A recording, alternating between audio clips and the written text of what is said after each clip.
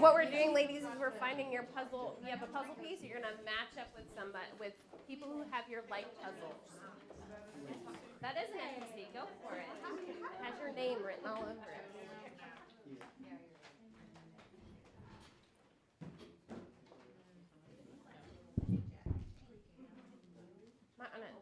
Do you know what yours is? Okay. Is there a group that has Crystal Bridges started? There's there.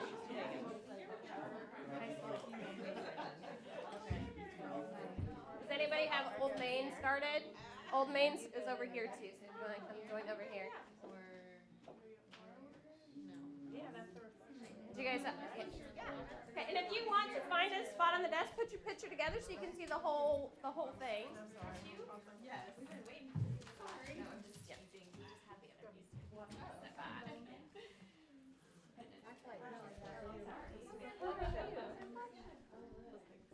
There you go. So in looking at your picture, I want you to talk about how you connect to the picture personally. So look at the picture, like what does it make you think of? Like we've done it before with the beach. Beach makes me think about how I really need a vacation right now. And then I want you to talk in your group of how you connect, how that picture relates to guided reading and technology. So twofold, just to get to know each other, how you connect with it personally, and then how does that picture relate in some way, shape, or form to guided reading and technology. Okay, give 2 minutes. Go for it.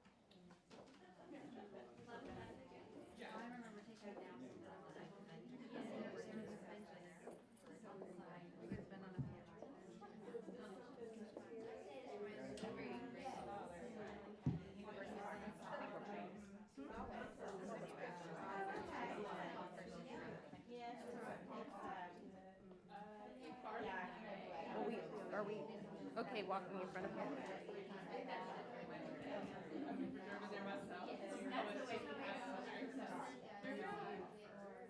I'm sure they have like some resources on.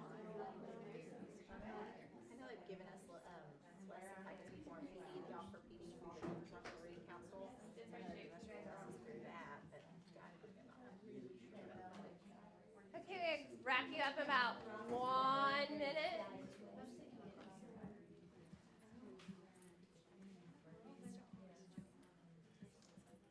I think we're about done. We have a lot of stuff to cover, so if we move you too quickly, stop us. But this is just to get us up and moving and thinking about what we're learning, what we're going to be learning today. So, Crystal Bridges, how did you connect to it personally? How did you connect to it with guided reading? Personally, we said some of us have taken field trips there and have been there just ourselves. Guided reading, we were not 100% sure. We talked about, some of us have been there and they've given, Crystal Bridges has given lesson plans and resources. And then we mentioned, what did you say, like predicting and inferring, you could use maybe in lessons. And to be able to function and use guided reading and technology, it's an art form, right? So if you connect it that way, it's a form of art, like how you put that together and structure it too. So fireworks at the ballpark.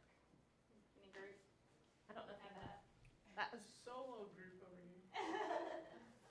Personal connections, just 4th of July, watching fireworks with my family. Guided reading, I don't know, other than maybe making personal connections, reading a book that has a connection to it, stories that kids could tell. And it can be a loud experience too, right? It can be a loud and very colorful, right? So, and then we have War Eagle. I'm new to Arkansas, so that was I know that's War Eagle over here. Who has War Eagle? Go for it. Represents a steady flow of information and technology. Talking about the water going over, the knowledge that's continually flowing, taking it from one level to another level. Talking about maybe SMR or just technology in general. Perfect. And any fun personal connection? My wife goes there to shop at the War Eagle Mill once a year. So your pocket books get empty, right? Yeah. Yes, ma'am. All right, we have Bond Stadium. Anybody? We just talked like it could be like we've gone there or like just a summertime feel, like baseball in summertime. And then connection for guide reading, like researching baseball with the kids and just reading different books about that we can do as well. And the learning can be hit out of the ballpark. Oh, Right? See, there you go. Old name. That was our version. Go for it. Don't be shy. How do you connect to it personally, and how does it connect with guided reading? Her and I, we went to at the U of A, and her son is going there right now, and she's actually from Little Rock, so she didn't really know. Awesome. Oh, you know, And then any connections with guided reading or technology? Or... We can get to that. Awesome. So, But there's the obvious, I think, there's, the symbol of education and higher learning and. I think it's a foundation. It's the foundation of the university. It's the foundation of learning. and I don't know what that is. So. We had family connections visiting, and she took her boys, picnics, things like that going. And after hearing everybody else, it may take a little bit to get there with guided reading and technology, but once you get there, it's perfect, it's beautiful, and you can really work from there and enjoy it. Perfect. So as you're moving, you can go back to your seats, and then if you can just leave the puzzle pieces, we'll clean those up.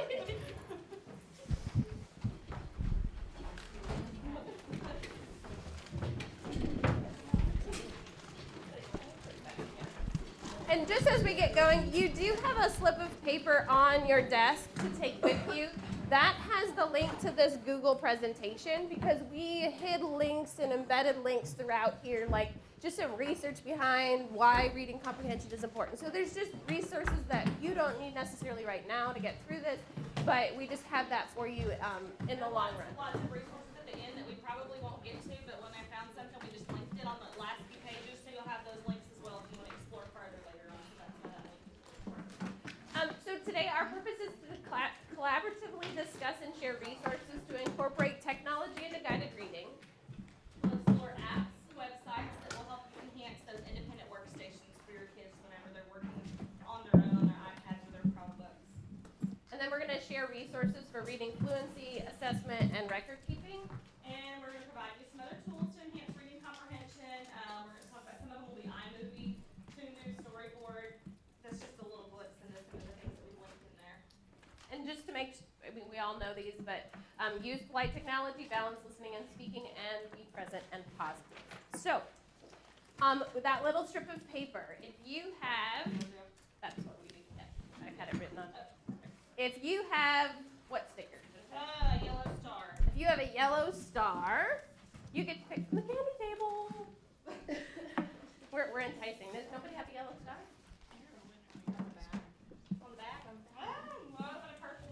Wait, yellow, is it in the background of the? Well, there's a yellow star and then there's another one that has yellow background, but yellow star. Purple pencil. All right. You can pick prize. We're just going to keep it lively and we back. Keep you awake this morning. And so some components of guided reading, as we all know, is vocabulary, word work, reading fluency, read to self, listening to reading, comprehension, and responding to reading, writing, and then some teacher helps or assessment and record keeping. So we're going to start with some word work and vocabulary. And like we said at the beginning, we did this before and we rushed through it to get things done. So if you have any questions along the way, just stop us and ask us to clarify, or you can email us and we can clarify further from there. So a lot of times word work is going to focus on spelling and vocabulary. Both Jennifer and I work at a high ESL school, so that vocabulary piece for our 4th, 5th, and even 3rd is really an important part that we encourage teachers to embed into their word work. So just some fun apps that we have that you can put on the iPad. Are they linked? No. So one thing that we talked about is looking at a timer. So let's say you're having them do a paper word sort, and you want to do that time, because that's going to work on that fluency piece. So they can use their timer on their iPad to make sure that they can sort those quickly. Really Word, I do this one at times. It's an app that you can get on your iPad, and it just gives you a bunch of random letters. And when you click on it, it's sort of like Boggle, but you have to build the words. So you're using what they know about letters and patterns to get those words in there. And I think one of the big important things with word work and vocabulary in your students is to build some sort of routine, but in that routine, vary it up so they're not doing the same thing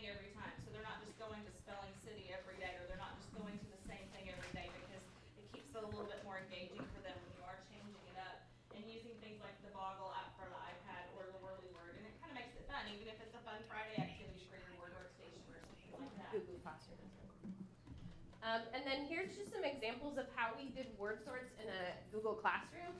So there's a short vowel sort right here. So I can put that in my Google Classroom, and the kids can take and sort short A words, long A words, and they put that in there, and they can submit that to the teacher. And so you can use that as a way to do that. He submitted, sorry. We did some dummy stuff here. There's a roll. This is a roll and read. Maybe if you click here. Oh, sorry. So you give them a dice, and then if they roll one, they'd have to read that with a partner or read it independently. They can record it on their iPad. He was 4 on, he 4.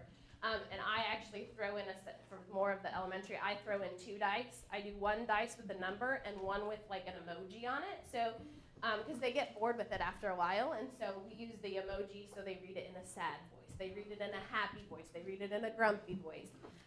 Sometimes they sing it. So I use the 2 dice just to shake it up a little bit so that they're not just reading the same thing. Because we found that some kids lost attention with that. So, and we created these, and they can be personalized. So they can be your high frequency words. These are the fry lists. They can be some of our phonetic connections pieces. You can use those words in there or those patterns. You could have your Latin and Greek roots and your even your content area vocab for your upper levels as well. Yep.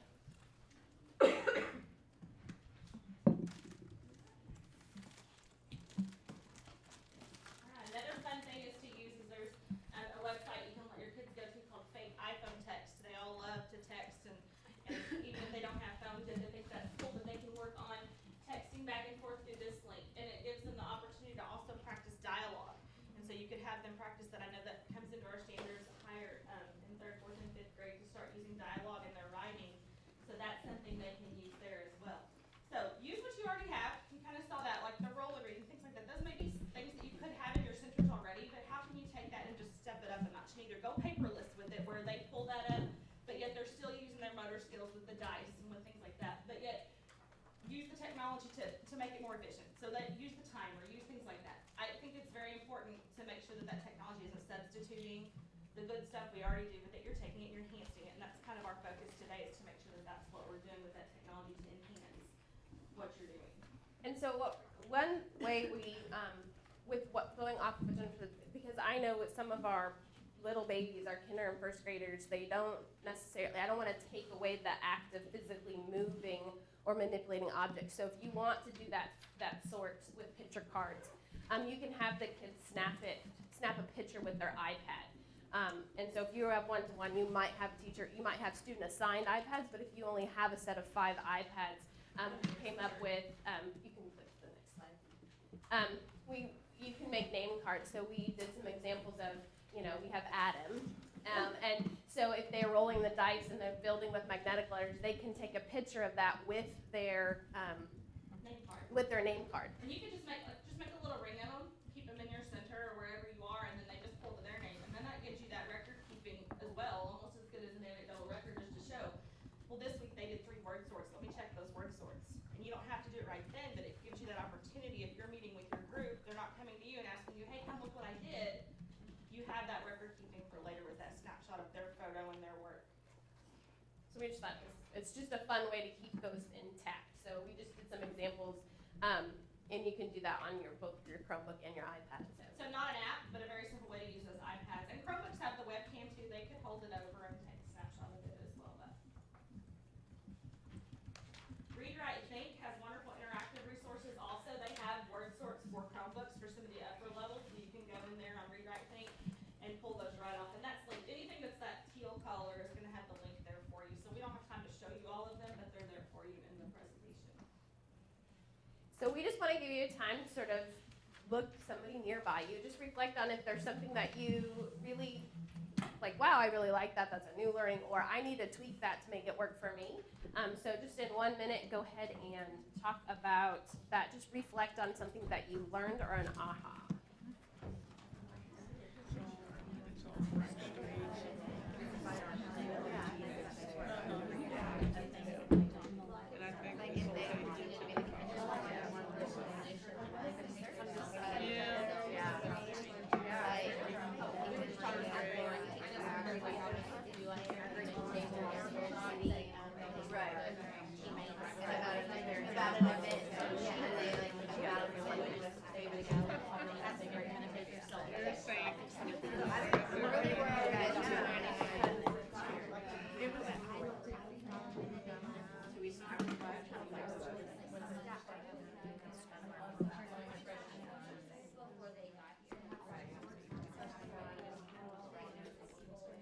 around about 20 seconds.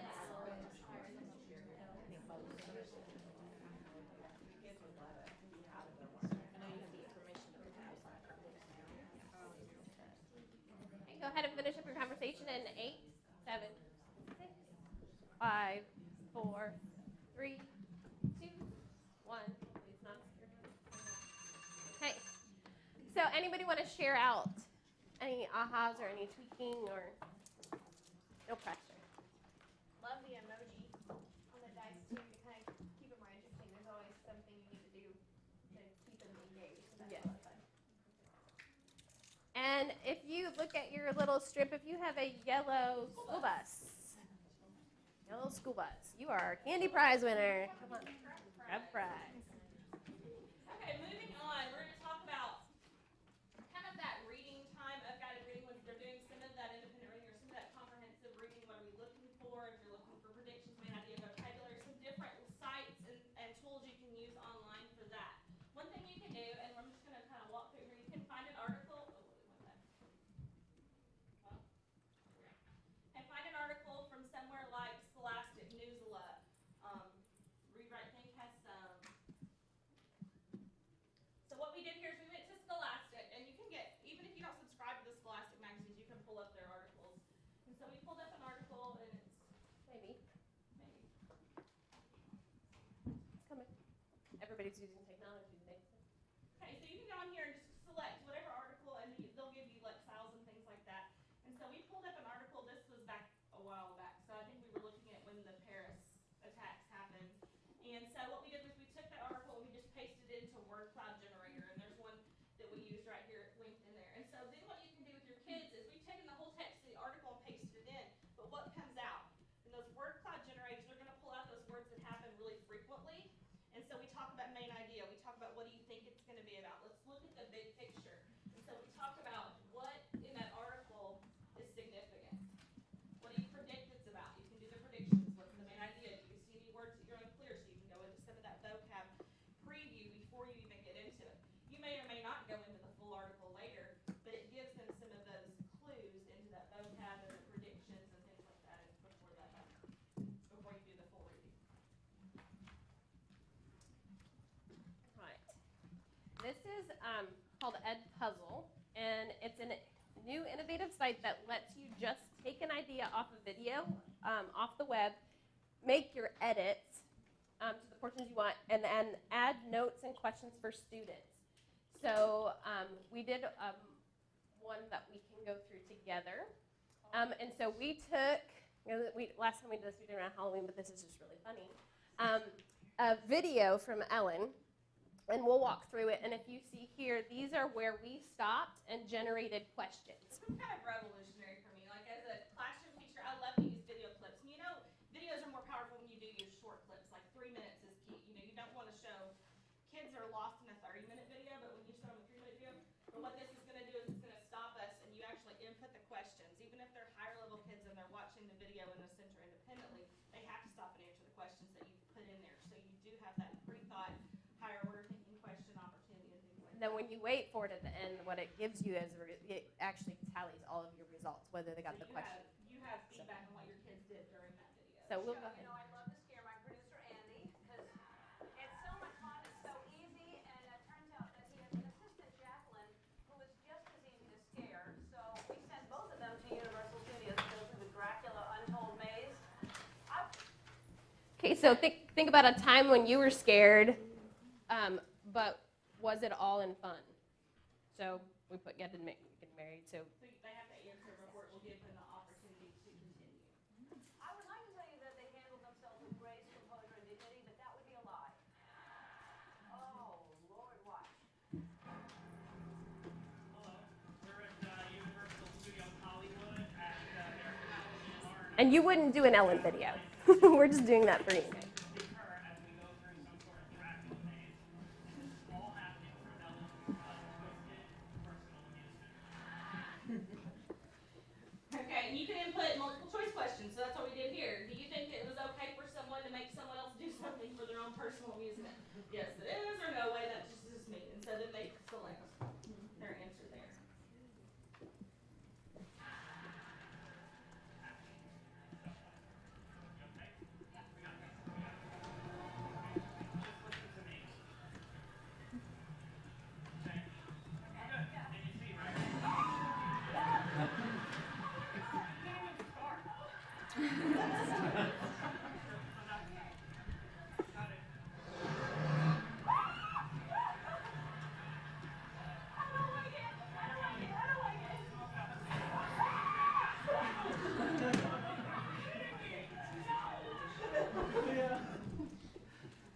Okay, do you think Andy is showing that he is brave? So we just put in opinion question.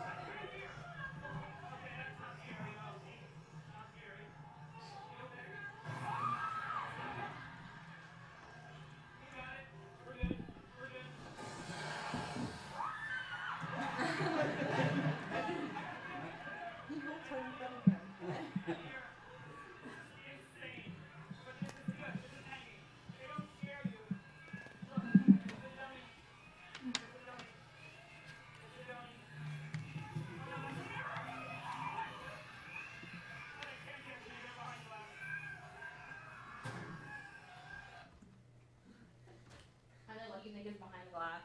So anyway, so then they.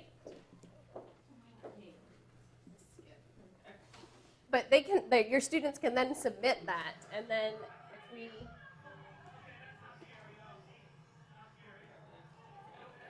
So as we watch it again, it just tells you a little bit about our personalities that we get great humor in watching stuff like this. You can submit this, and then it will then tell you, here's the student, and here's what they got right, or here's what they missed. So you can actually have some record keeping of them doing this. So if you're showing a video for instructional purposes, you can ask those questions, and they can respond to that. So one of the big things, too, is holding kids accountable for that independent work, and so I thought this is a great tool to help you do that. And if you're using, like I'm just signed in as a student through Google, so it gives you an option to just sign in this. So your kids who are using Chromebooks, yeah, they can get into that. So perfect. You have another sticker. A globe. A globe. Who has a globe? All right, come get standing. There you go. So we're just going to look at reading comprehension a little bit more. We linked an article to that just to, I'm sure everyone here, you wouldn't be here if you didn't understand it was important for kids to have good reading comprehension. So that just talks about the goal of reading comprehension instruction, is to help students develop the knowledge, skills, and experiences they must have if they're to become competent and enthusiastic readers. A new app that I found just recently, this is an add-on from our last time, is called Epic. Epic is an app that's free for teachers. If you mark that you're a teacher, it's completely free on your iPad. And it has tons of ebooks for kids. And they can log in at school. You can create a classroom of up to 36 students. So if you have even multiple groups, more than just in your classroom, you can do up to 36 students. You create your teacher profile. You go on and you can set reading lists for them. They can go in and set their reading list based on what books, what types of interests they have, and things like that, their levels. And there's a quick, this is just an overview of what. Epic brings an unlimited selection of kids' books to your iPad for one low monthly price. And it's only, So you can read, rate, and share all your favorite. it's free for teachers, it's paid for by at-home subscription. So your parents can get a 30-day free trial, and then it's like $5 for them if they want to have the subscription at home. But that's why it's free for teachers, is because across the United States, the parents that pay that $5 pays for teachers to have that access for free. Your class does not have to pay for you to have it free, it's still free for all teachers. Stories and discover new ones. Epic even has personalized recommendations just for you. Pick from a library of thousands of amazing books from the world's best publishers. Epic, the future of reading. Try it for free in the App Store. Does it read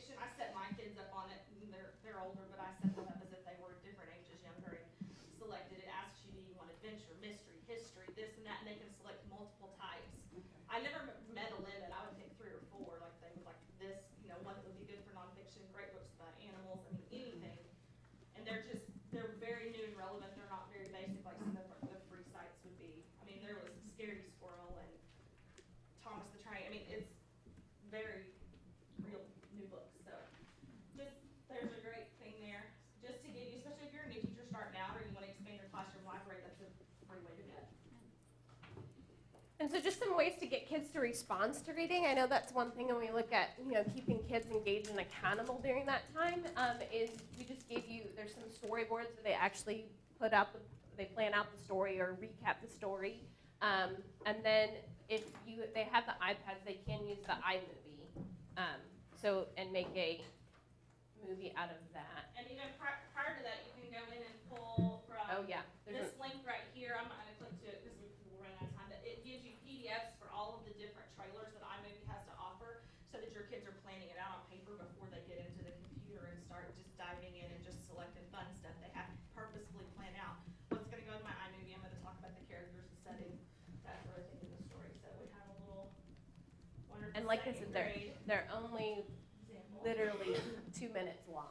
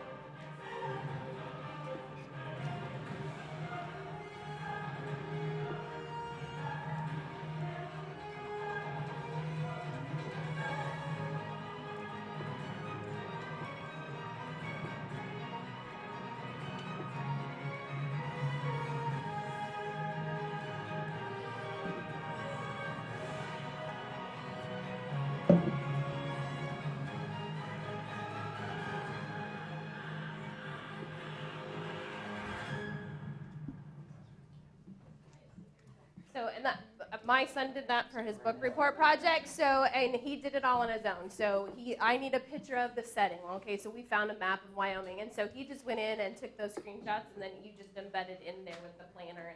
And so it was a really simple thing that kids can do while they're working independently to be able to culminate a book or just do it throughout a process. Some other examples of some of the storyboard that this is what they do. They go in, they pick their characters, they pick their background, and they just retell the story in a comic setting or a graphic novel. And then just a couple of different varieties of ways they can do that.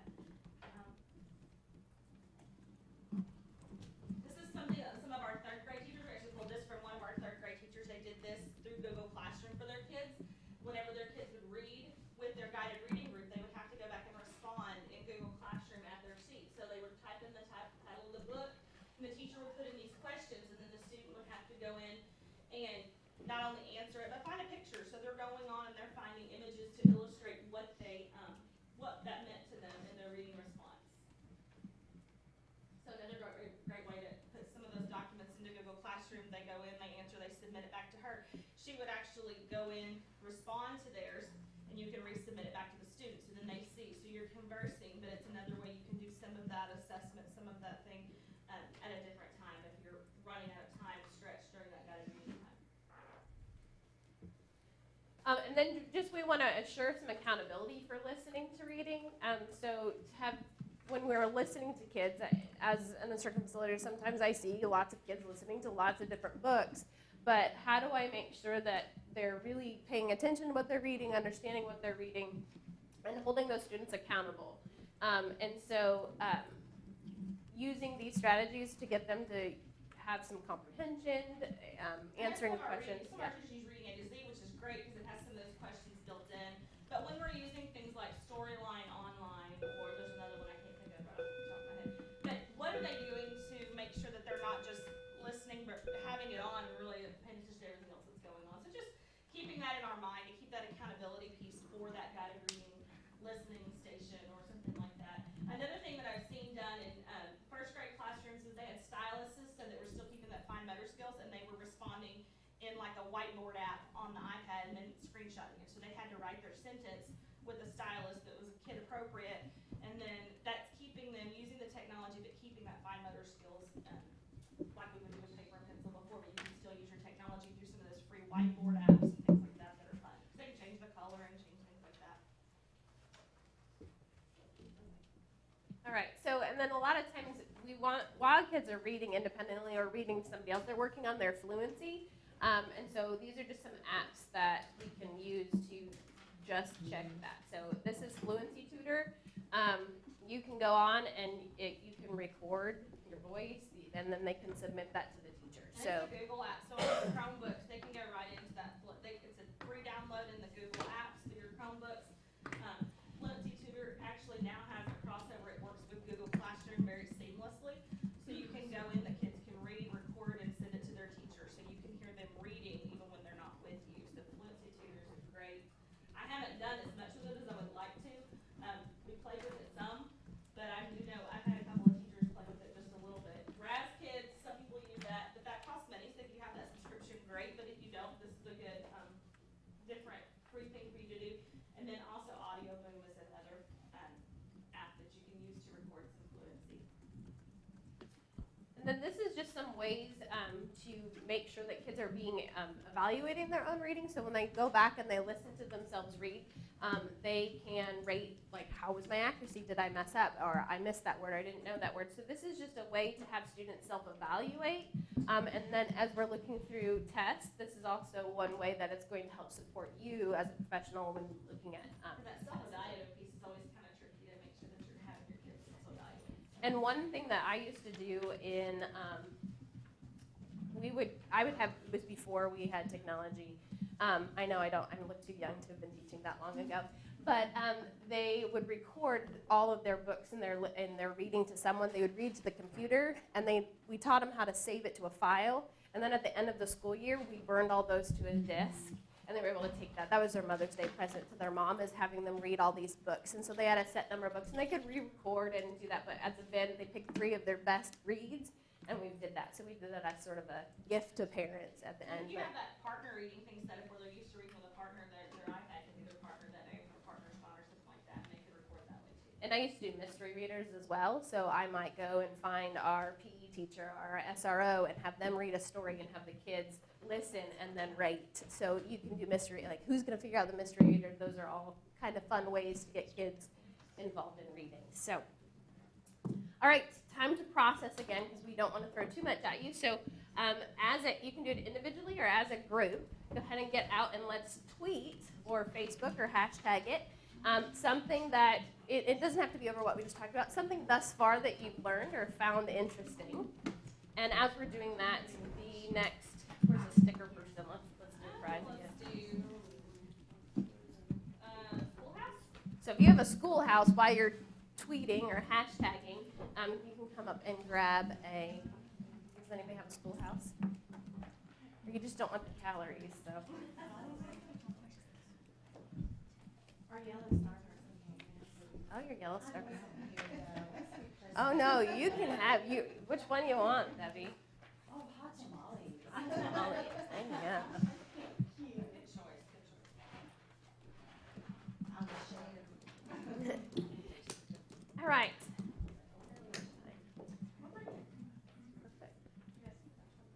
Perfect. We'll just give you a minute to hashtag something out, and then if anybody wants to share what you learned, that would be great.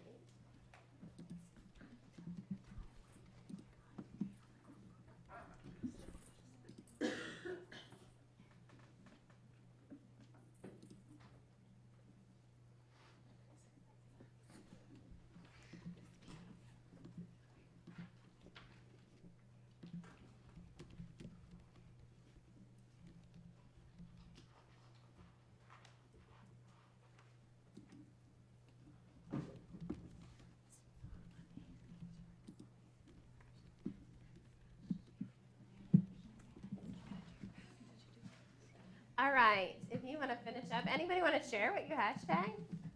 Like my outfit? I really liked how you guys are emphasizing with the dice not only reading but also how you read, like getting kids used to like emotion and how they present. Like the prosody of it. I like how you're addressing the engagement part of it, because we have noticed that when we put kids on a computer program and they continue to be on the same computer program all year long, they get bored. So I like how you're thinking about that and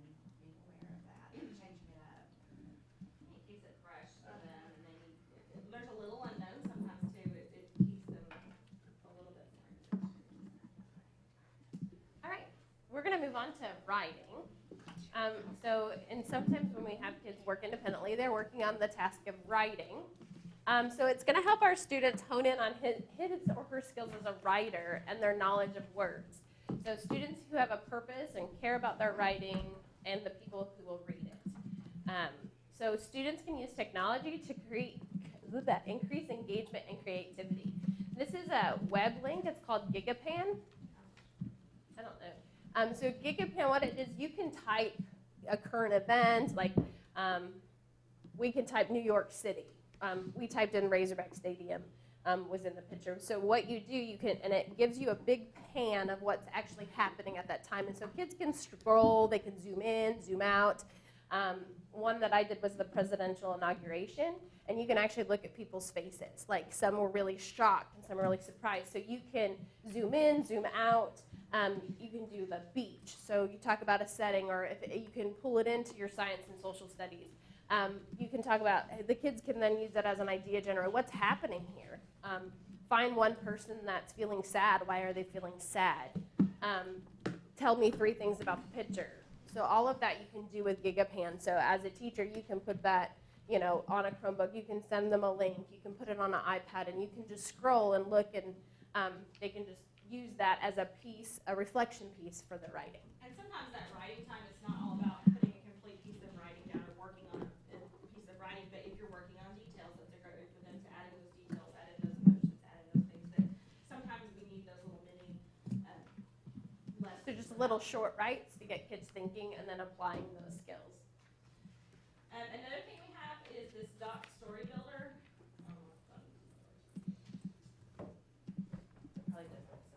Oh, yeah. Oh, this one you just type it in and it looks like when you see, I don't know, the example I think it was like, we've got mail, one of those old movies Yes. where they show them typing their emails. It's like that, so the kids see their typing in a different way. Like I'd be, hey Jennifer, what are you doing after school?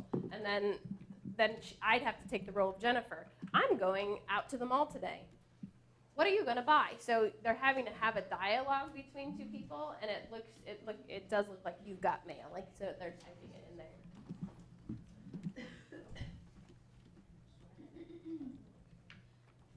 This site right here, that we've linked in here, it's from the UK, but it is so cool because they can do so many different things with it. If you look over on the left, there's like a menu of writing exercises, and so there are all kinds of random things, like take these 3 nouns and write a sentence with it, or they give you random dialogue, or a character generator. Here's a character, write about this character. So there are lots of just, I'll just do it. I don't know. Let's see.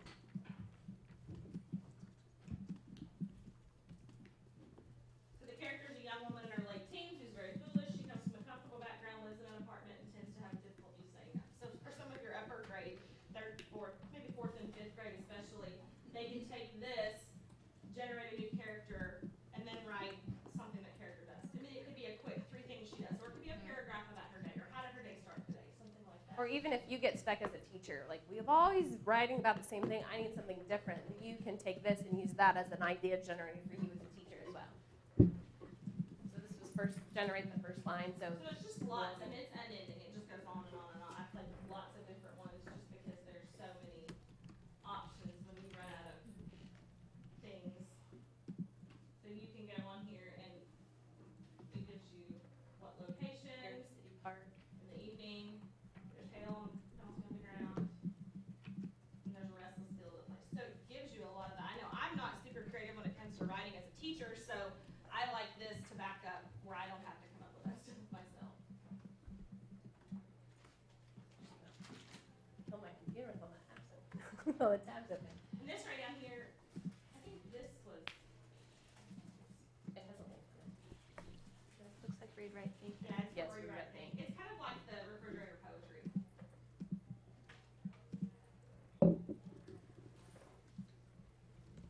So again, it's an interactive. And so they can take words from, if you're doing history, Martin Luther King's speech, it just gives you the words from his speech, and they have to write something new with just those words. So it's a pretty cool way to incorporate some of that history.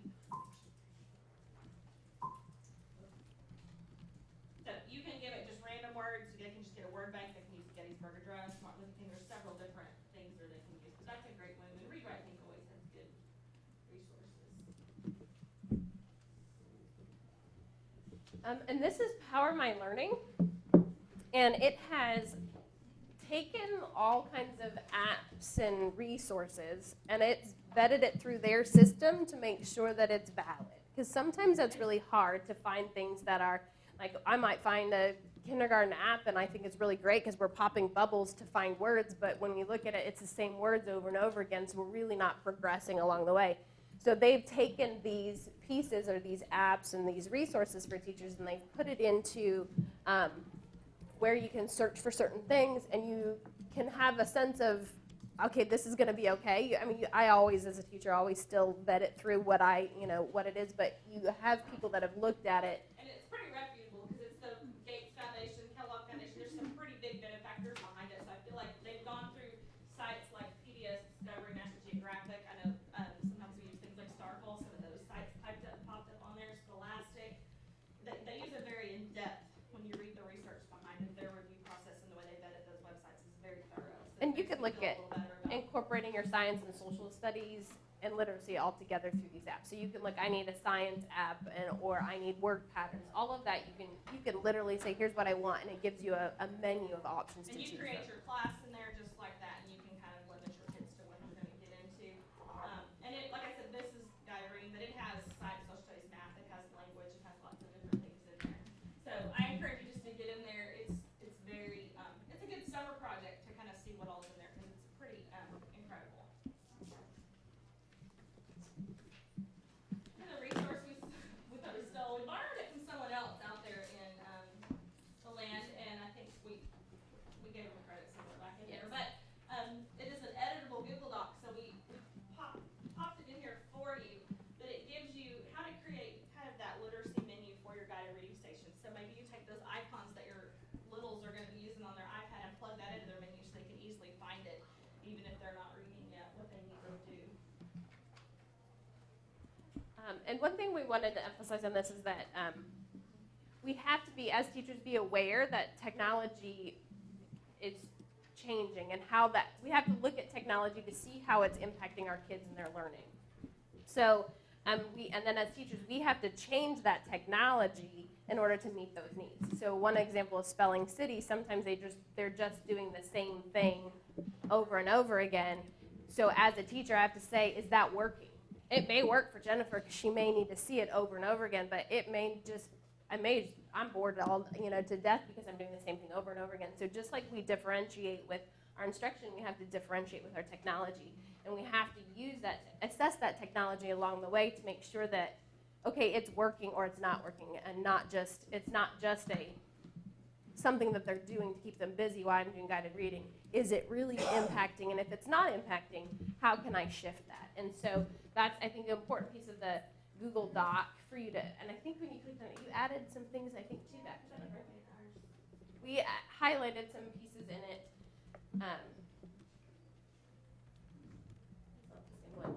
About how it's changing.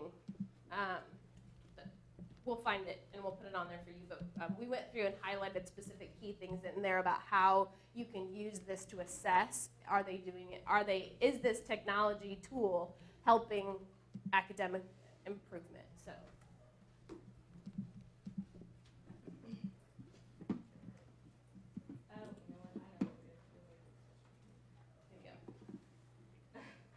I didn't give you access because I could. Yeah. So she locked me out. She didn't like me anymore. I want to make sure that's viewable for everybody there. Sorry about that. Yeah. So before we move on to additional researches, let's pick another sticker and then have you guys just talk through different scissors. And there's scissors, I think. That's actually what I was going for. And so just real quickly, just debrief with somebody at your table. Just one aha, one thing you need to change again. We just want to get you talking with each other.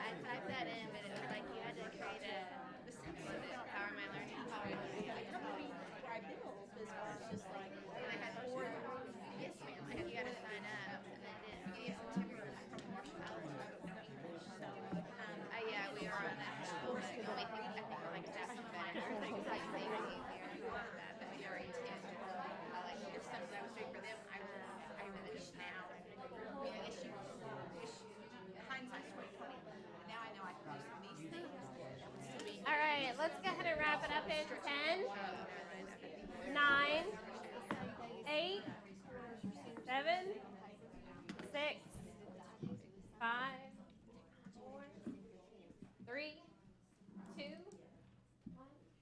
And we're going to talk about, we just compiled, because when we were doing this, we're like, we don't have enough time, and we would get it going, we're okay, we're good to go, and then one of us would find another app, and we're like, oh, where are we going to fit that in? And so we compiled just additional resources and links that we've gone through and looked at, and think that they're important, but we just ran out of time to share it with you.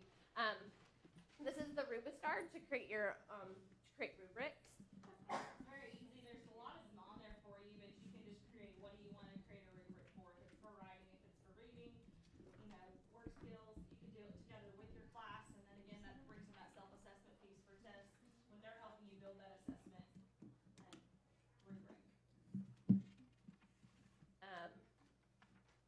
So these are videos that you can use to create some engagement or just to fit within your unit or what you're learning, just to get kids thinking about what they're going to be learning.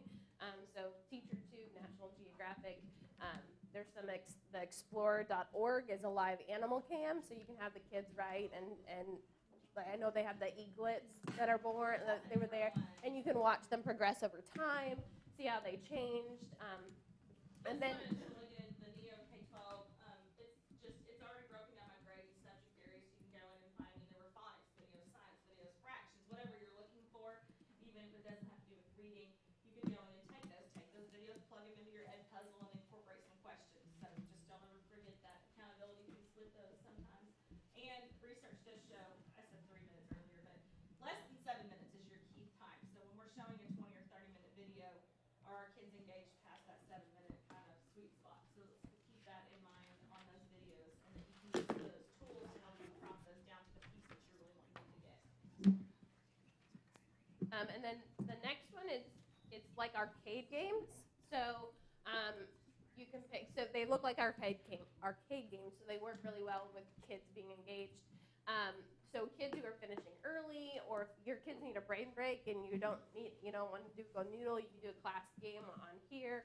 You can do it for special reward time. So it's still academically focused, but you're maybe not using it as instructionally, but you're looking at, different activities and games. So Some of it, this quote was from Jan Richardson, that book that a lot of schools have used, and we've taken it and done book studies on it, but most teachers hate assessment, because many mandated assessments do not have instructional value.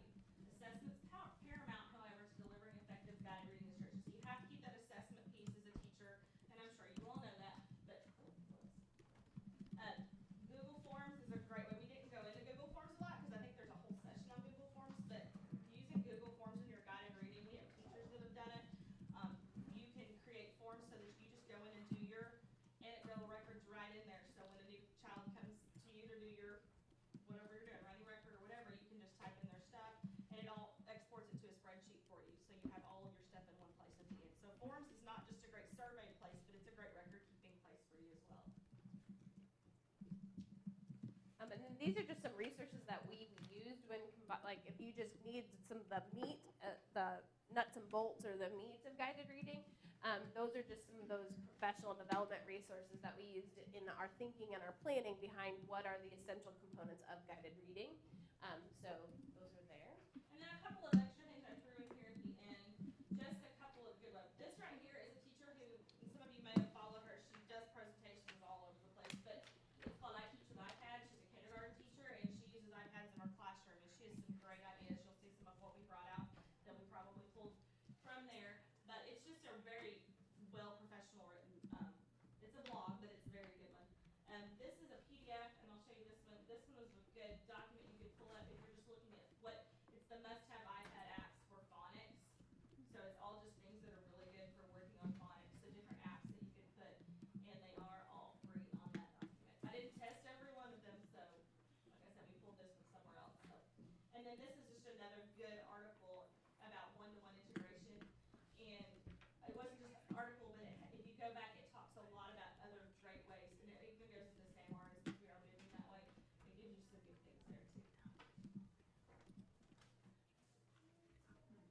don't need to fill out the Google form because that was for our last one, so don't worry about that.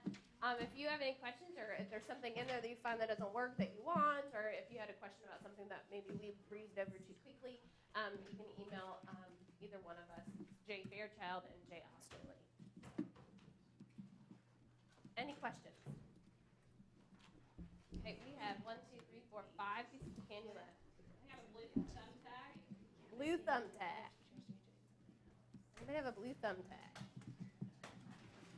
A trophy cup. A trophy cup? Trophy cup. Ah. 30 scissors. And mark them off in the whole book. I have Red and blue book. Got a blue star. Yeah, but with the rest of Yeah. Well, we appreciate you, and if you, like I said, if you have any questions, let us know. Give you a few extra minutes to get to your next place.